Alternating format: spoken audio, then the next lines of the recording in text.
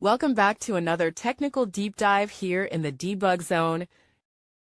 Today we're tackling a big question and breaking it down with insights from other users. Hopefully this clears up some misconceptions and helps you get the answer you need. So buckle up, stay a little curious, and let's jump right in.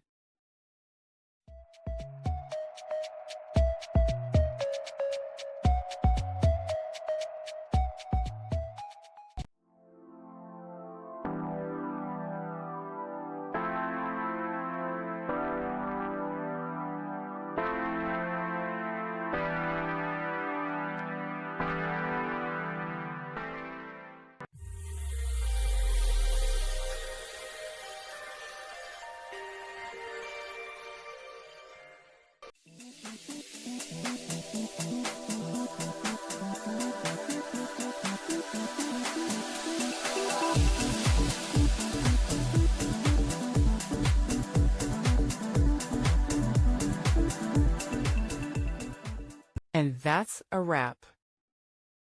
I hope you found the answer you were looking for. If you did, take a second to hit that subscribe button. It really helps out. And let me know in the comments which solution worked best for you. See you next time in the debug zone.